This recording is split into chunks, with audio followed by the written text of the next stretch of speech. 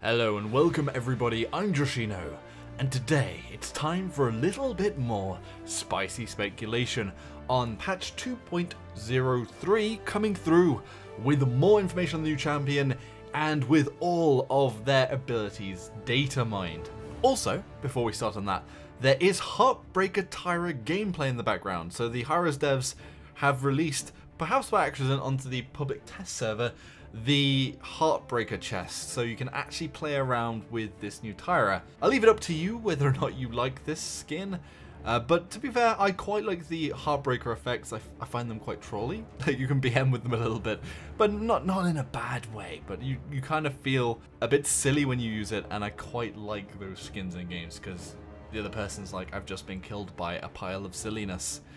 I feel bad now. Anyway, let's move on to Atlas, the new champion coming to the realm.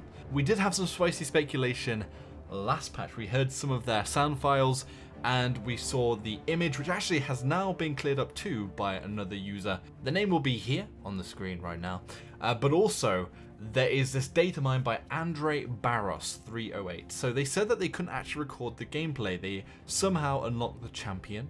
Whoever knows how they did this, but we're playing around with it and basically did some research on what each of the abilities does. As always, this is work in progress. There's also some guesswork done by Andre Barros on what exactly everything does. As always, be sure to let me know all of your spicy speculation in the comments section below. Atlas is the next frontline champion coming to Paladins. The frontline element was data mined when the person that accessed this champion was tagged as a frontline champion, plus they have 4,450 health shown in their screenshot.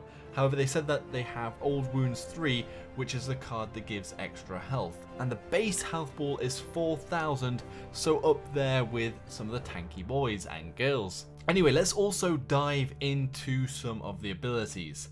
The first, Primary Fire, does sound rather interesting and odd. So 6 shots in you can fire, and each press fires a sequence of shots that deal something close to 900 damage in total through small ticks of 45 damage every 0.05 seconds, and the recoil increases with every tick. So they said when they tested on the sky, after 2 of these shots there was something along the lines of 100 health missing, although this one is actually a little bit open as to whether this is like a shotgun that fires off these sort of like poisony ticks. Is it more like a burst weapon that fires out a series of bursts? I'm not entirely sure, but that's a hell of a lot of damage for a tank champion. So I wonder whether there's a caveat that is either like got a spread or it's got burst, and controlling this recoil is rather difficult. So the other interesting thing, and in the last data mine, we actually heard some of the weapon shots and they sounded more like a cannon going off. Or I suggested perhaps a sniper rifle, and this one actually is some kind of aim down sight, and it fires a single shot dealing 800 damage every second. So there's a choice to actually go towards a more snipey mode. So well, we had some spicy speculation last patch that there might actually be a sniper champion coming to the realm, and this is it, with a relatively lower damage sniper shot onto enemies. I mean, the DPS isn't super high, and it's not as high as some of the other snipers that are actual damage champions, but it's interesting that we'll actually have some kind of aim down sight in the game. They did actually link it, the data miner, the person that played with it, linked it to Overwatch's Ash, which is almost like Lian's rifle, but you can aim down the sight and fire it single shot. Also, this data miner did actually play in the game, but they said that they couldn't record the gameplay because of their game system. So there's just one screenshot basically of what they have been playing around with. But in previous data mines, we've actually seen gameplay of the champions like this. Anyway, moving on to the next ability, the first ability. When activating the ability, it gets locked for 3 to 4 seconds before going on cooldown, but nothing happens with a 12-second cooldown. So likely there is some sort of active ability that lasts this time.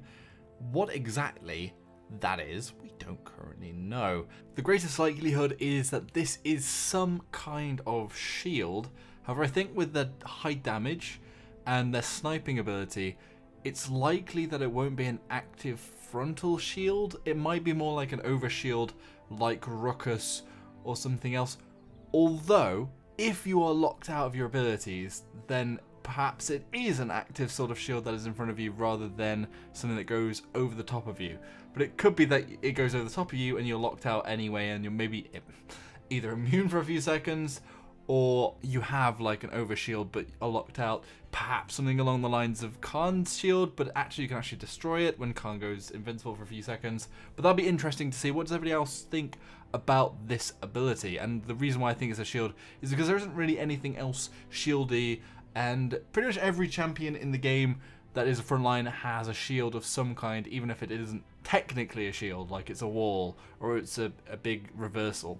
Anyway, moving on to the escape ability. So when you press, it seems to take you back to where you were so many seconds before pressing this ability, with an 18-second cooldown. Wow, that's a huge cooldown for an escape ability. Like, huge for an escape ability. So this is almost going to work like Eevee's wormhole, perhaps. They've also gone on to further explain that when you hold F for 2 seconds close to an enemy, you place some kind of portal. It shows Dredge's shortcut icon at the moment, so just like a placeholder. And after 1 second, the enemy you are close to gets dragged into this portal like a mini hi-rez ultimate. And when you stand close to this portal, a red VFX, video effects, appears on the screen, which they've given a screenshot of. And you go into third person, but nothing seems to happen.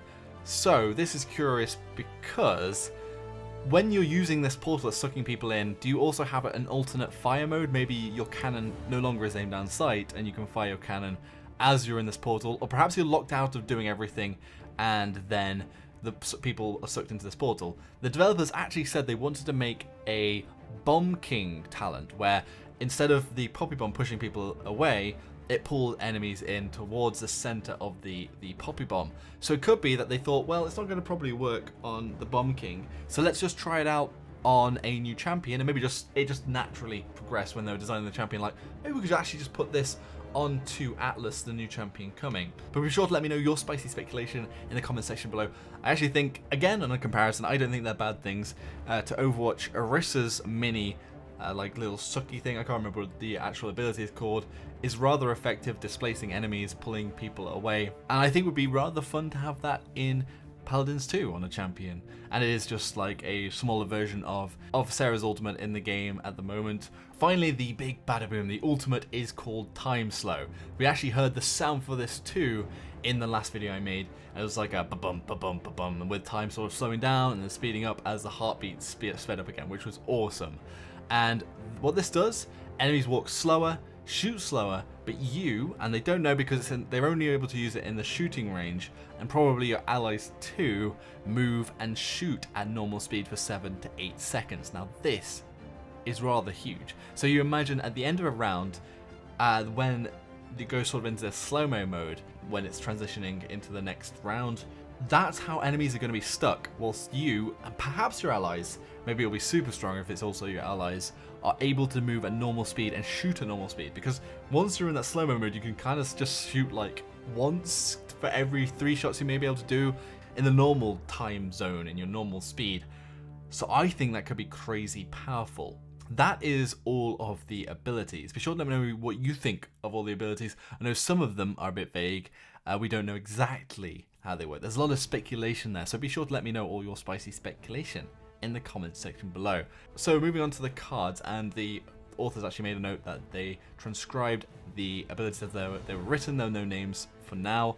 But anyway, the cards are Infinity Engine. Activating your Q ability generates 1 ammo at each level. Lessons of the Past. Activating Q generates 100 health at each level.